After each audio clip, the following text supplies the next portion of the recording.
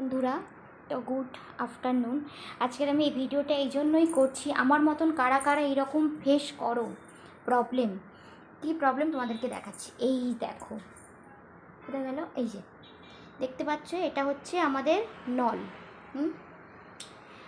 আজ কতক্ষণ হয়ে গেল, সকালে মেয়ে স্কুলে যাবে তখন জল চলে গেল। জাস্ট আমার বর বেরিয়েছে অফিস 7টার সময়, ততক্ষণ পর্যন্ত জল ছিল। যেই আমার মেয়ে স্কুলে যাবে জল চলে গেল। ও 8টার সময় ঘর থেকে বেরোয় আর আমার বর বেরোয় 7টার সময়। তো 7:30 থেকে 8টা পর্যন্ত কোনো জল ছিল না। তারপরে এসে আমি জল চালাইনি। 9টার সময় আমার কাজের বউ এলো, তখন জল চলে এসেছিলো। ভালো হয়েছে। আমি তার মধ্যে একটু নাস্তা করে আমি গিয়েছিলাম গাড়ি সার্ভিসিং দিতে। আমার যে অ্যাক্টিভা, আমি সার্ভিসিং দিতে গেছিলাম।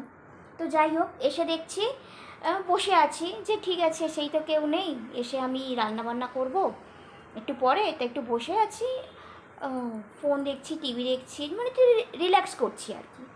যে এবারে তাহলে আমাকে স্নান টান করতে হবে, পুজো টুজো করতে হবে।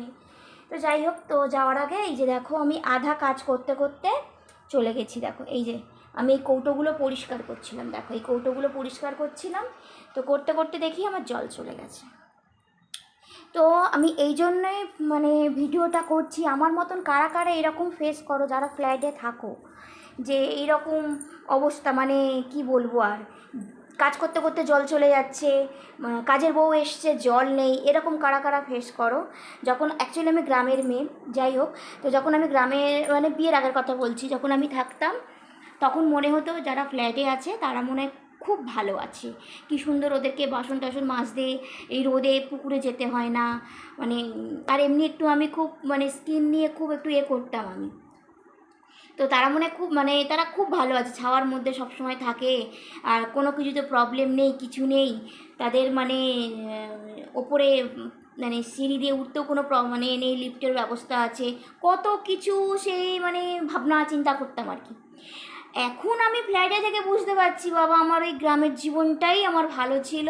বাবা এই জল নিয়ে অন্তত সেই চাতক পাখির মতন বসে থাকতে হবে, এটা অন্তত গ্রামের লোকেদের মনে হচ্ছে নেই, মানে মনে হচ্ছে কি নেই। বাবা ঠিক আছে, পুকুরে গেলাম, জল নিয়ে এলাম, ভাই কাজ সেরে নিলাম। এই এখন আমি এই চাতক পাখির মতন বসে আছি, এখন অলরেডি 12:30 বেজে গেছে, কখন আমার জল আসবে। অলরেডি আমি নিচে গেছি, সিকিউরিটিওয়ালাকে বেশ করে বলে এসেছি যে জল কেন নেই, তোমরা কেমনভাবে পাম্প চালাচ্ছ। তো এখনও পর্যন্ত হয়ে গেল, কোনো জলের পাত্তা নেই, প্রায় আধা ঘন্টা হয়ে গেছে জল নেই। তা কখন আসবে জল আমি তাও জানি না, আদৌ এখন আসবে কিনা তাও আমি জানি না। আমার স্নানও নেই, আমার দুপুরের লাঞ্চও বানানো নেই, কিছু নেই। আলটিমেটলি কী হবে বলতে পারছি না। এবারে আমার দুটো রিলেটিভ এখানে আছে, আমার দিদির বাড়ি, ভাসুরপুর বাড়ি, কিন্তু আমার কাছে গাড়ি নেই, আমি যেতেও পারবো না। অর্থাৎ আমাকে চাতক পাখির মতন জলের জন্য বসে থাকতে হবে, আর কি করবো। মানে আমার মতন প্রবলেম কারা কারা মানে খুব ফেস করো সেটা আমাকে জানাও। আর তাছাড়া হচ্ছে কিনা কারা কারা এইরকম ভাবতে গ্রামে থেকে, যে ওই শহরের ফ্ল্যাটের মানুষেরা ভালো আছে, আমরা ভাই খুব কষ্ট করছি, খুব খারাপ আছি। এটা তোমার আমার মতন এরকম চিন্তাভাবনা কার ছিল বলো? এখন আমি খুব ভুগছি, আমার এই গ্রামের জীবনটাই ভালো ছিল ভাই। জল নেই, এক বালতি জল আমি পুকুর থেকে নিয়ে চলে আসতে পারতাম। সত্যি কথা আমার আর ভালো লাগছে না, 12:30 বেজে গেছে, এবার তো পেটে টান লাগছে বলো।